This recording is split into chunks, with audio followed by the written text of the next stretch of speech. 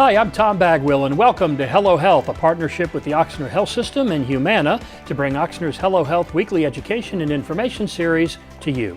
Our topic this week, lung cancer, and our guest is cardiothoracic surgeon Brian Pettiford. First, some background. Dr. Pettiford is a Georgia native. He attended medical school at the University of Pittsburgh School of Medicine, where he also did his internship and residency work before earning his fellowship in cardiothoracic surgery. Dr. Pettiford is board certified by the Society of Thoracic Surgeons and the Southern Thoracic Surgical Society.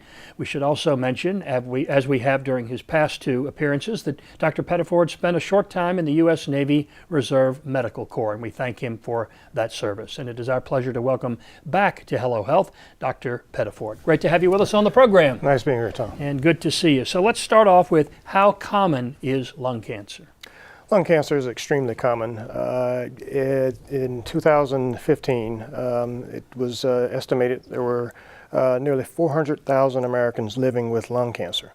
Annually, there are nearly 225,000 new cases of lung cancer diagnosed.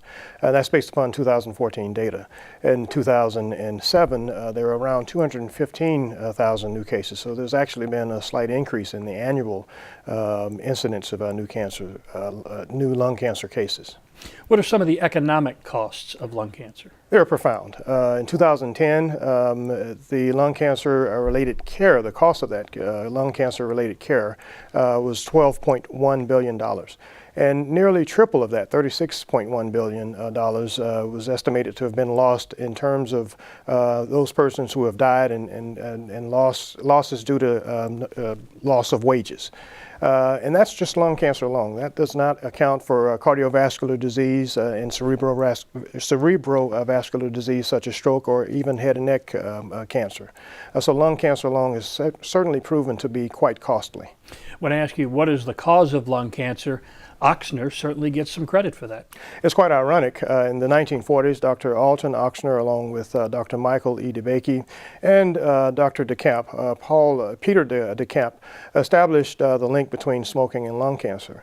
Interestingly, it was not too popular, as smoking was socially acceptable at that time, and so Dr. Oxnard was actually considered a heretic by many. Mm. And we don't know all the reasons, right? Environmental is also a factor, right? Beyond just lung cancer, because as we're going to talk about in this program, some people who get lung cancer haven't been smokers. Yes, there are certainly some purported environmental causes, but by and far 80 to 90% and closer to 90% of all cases of lung cancer are smoking related, whether directly or indirectly. Why does smoking cause lung cancer? There are over 5,000 chemicals, depending upon what you read, 5,000 chemicals in cigarette smoke, 70 of which are known carcinogens. So those are substances that have been proven to directly cause cancer. Some of them include arsenic, benzene, cadmium, the same substance that lithium-ion batteries are made from, formaldehyde that is used in embalming, nitrosamines, which are widely known to cause gastric and esophageal cancer, and polonium. Since your last appearance on this program, the Surgeon General declared vaping as an epidemic. What do you want our viewers to know about the dangers of vaping? While vaping is not necessarily considered to be a form of smoking, we don't yet know the ill effects of vaping. We're too early within the realm of vaping to know the adverse effects. My concern is the unknown and the fact that many of the people who are vaping are many of our children and young adults. So I think that within the next 10 to 15, maybe 20 years, we may see some of the ill effects of vaping. And it may even be proven that those effects may be even more profound than those associated with cigarette smoking. What if I don't smoke or haven't smoked? Are we all at risk? There is some risk associated with persons who don't smoke at all. And again, that's due to secondhand smoke, third and even fourth-hand smoke. And there are, as we mentioned earlier, some environmental causes. Now, lung cancer, as it relates to smoking, has no respect for person. It has no respect for neither celebrity nor wealth. Let's show people some of the folks who have died from lung cancer related to smoking. Yes. The first image shows Walt Disney, who obviously was one of the richest men in the world, and that did not save him from the ill effects of smoking. Peter Jennings, a well-known newsman on ABC News. Sammy Davis Jr. Ironically, this entertainer who used his voice to entertain many died due to throat cancer, another well-known cancer that is smoking related. And 5 of the actors who acted as Marlboro Men died from smoking-related lung disease.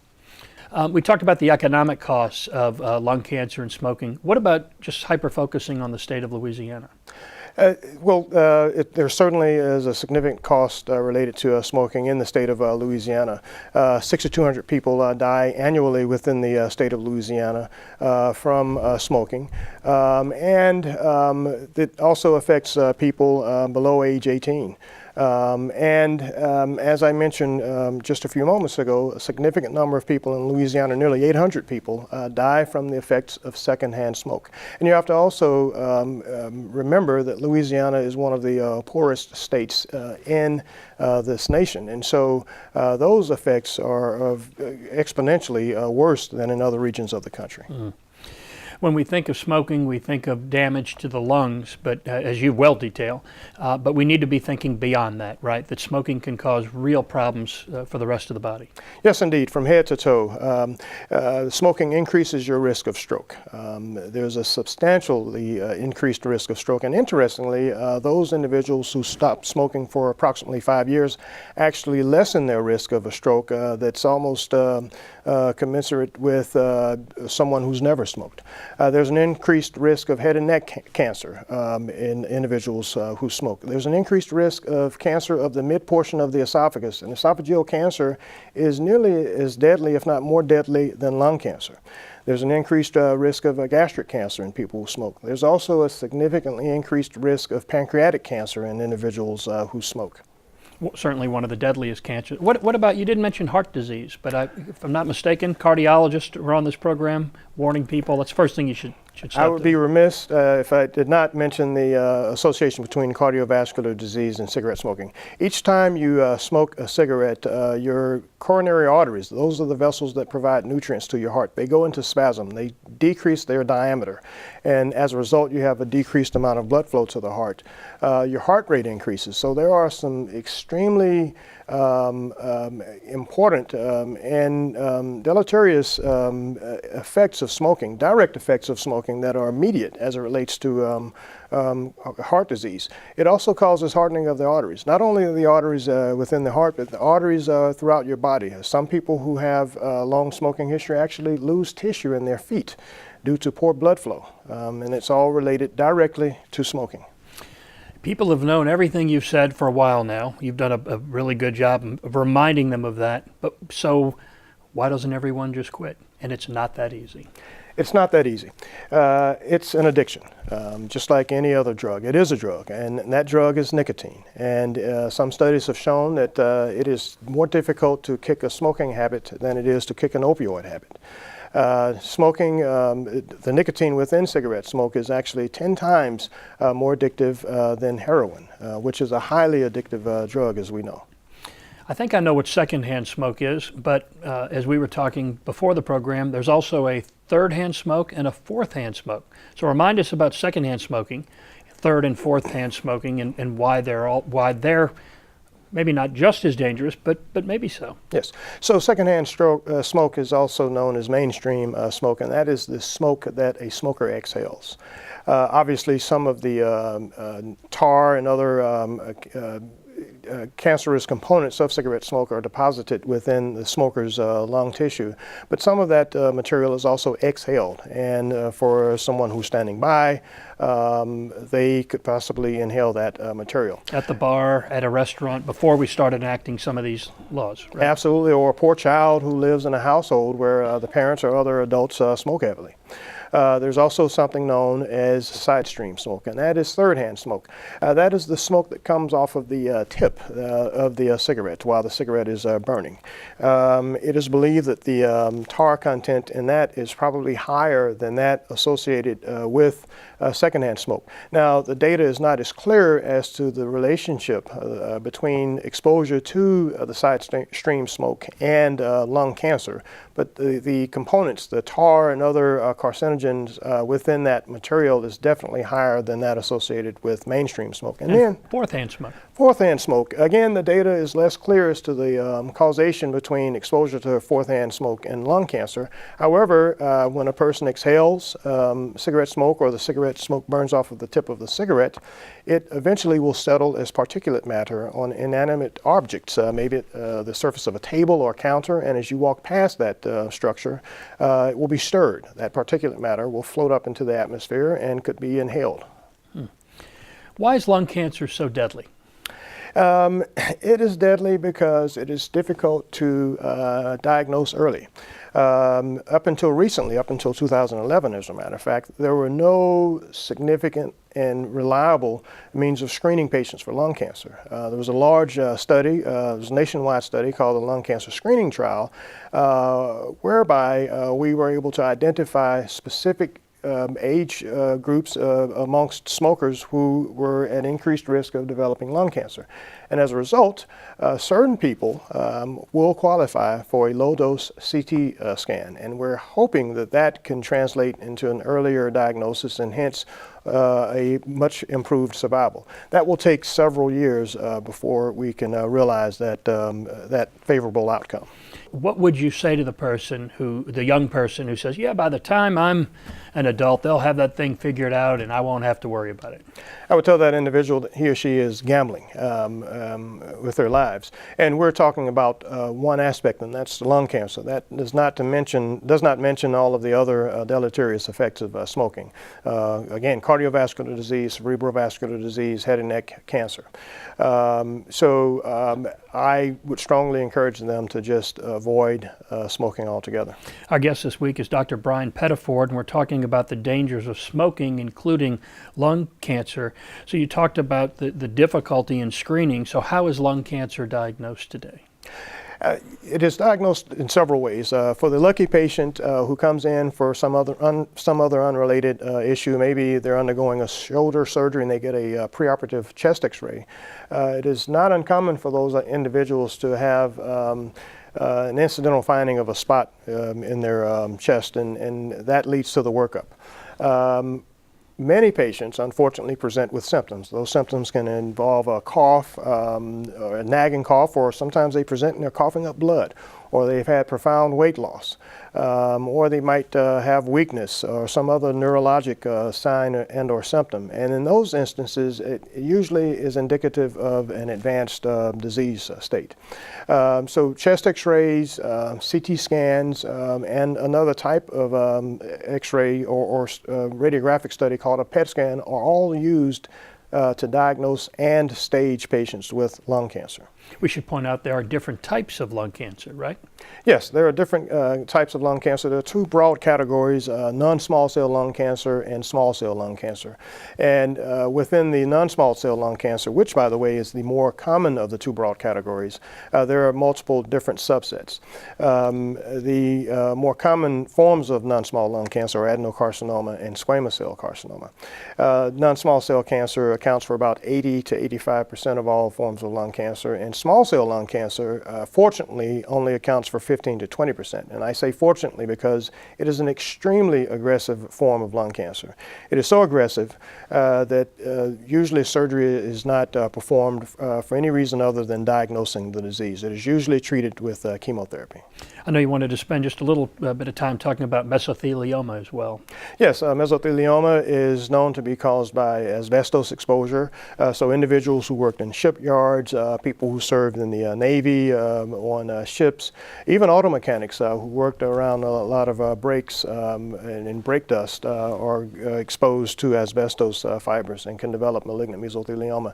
It is a cancer of the lining of the chest cavity and the surface of the lung. I think we can show our viewers too what mesothelioma cells look like under a microscope. Yes, this is an electron micrograph, and it shows the different types of malignant mesothelioma. The more common type is epithelioid. Malignant mesothelioma is a serious disease. Epithelioid is the less virulent or less aggressive of the two. The other is sarcomatoid, and then there's a biphasic or mixture of the two, the mixture of the epithelioid and a sarcomatoid malignant mesothelioma. We've also got some other images to share with our viewers of what mesothelioma looks like, and obviously very, very dangerous, right? Very dangerous, and the difficulty with malignant mesothelioma, similar to lung cancer, it is difficult to diagnose early and extremely difficult to eradicate surgically. Usually we perform what we call multimodal therapy, meaning a combination of surgery and non-surgical forms of medical therapy in an effort to treat malignant mesothelioma. So let's talk in general how lung cancer is treated. Yes. In general, first of all, lung cancer is diagnosed and it is staged. And so the stage will dictate the form of treatment. If it's an early stage lung cancer, usually surgery alone is effective and may in fact prove to be curative. For medium stage lung cancer, it usually involves a combination of surgery, chemotherapy, and/or radiation therapy. Sometimes the medium and advanced stage lung cancer only will be treated using chemotherapy plus or minus radiation therapy. What are we looking at here, doctor?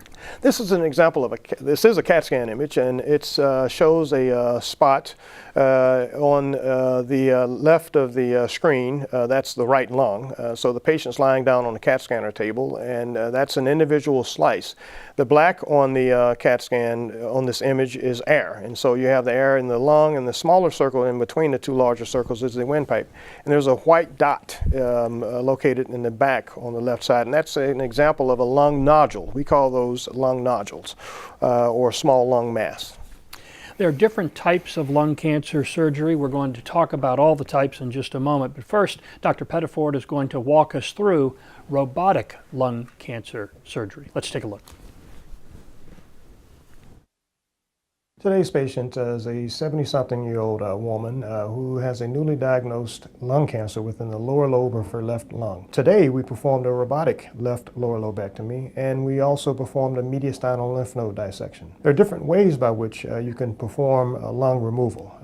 There are two broad categories: open and minimally invasive or closed. The minimally invasive approaches, including VATS and the robotic-assisted approach, are associated with much less blood loss and a faster return to normal activities of daily living. The robot, it's a platform that has arms attached to it.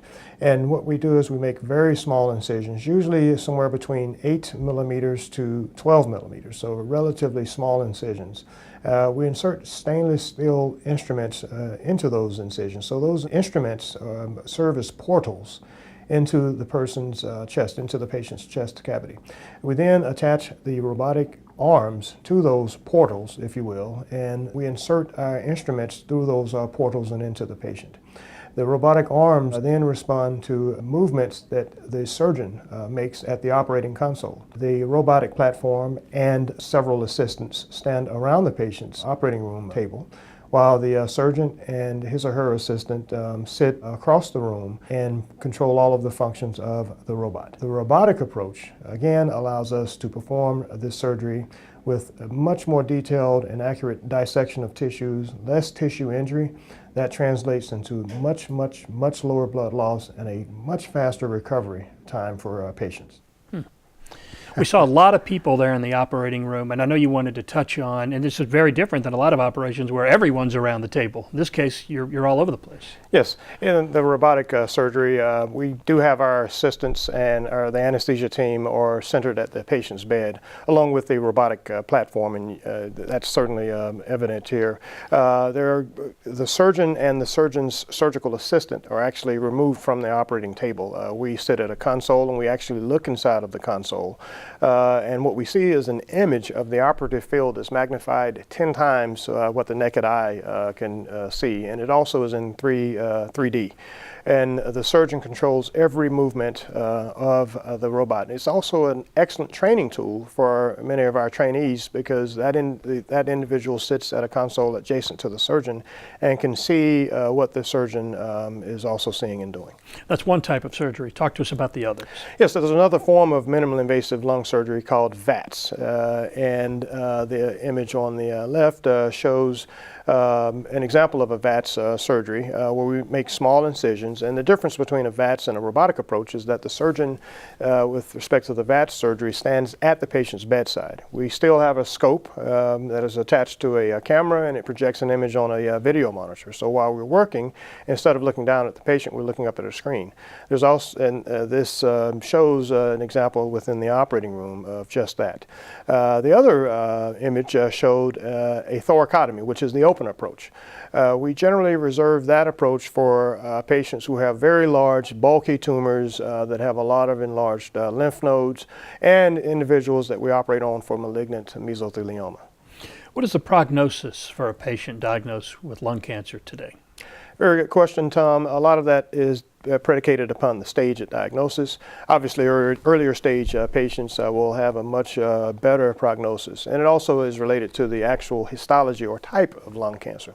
For the most part, patients with stage 1 disease have a 5-year survival, and there are different types of survival. One is called disease-free, the other one is called overall survival. But with respect to overall survival, for patients with stage 1 disease, the survival's close to around 60%. Some individuals, it can actually be closer to 80%. For stage 2, there's a significant drop-off, and that drops off to around 40%.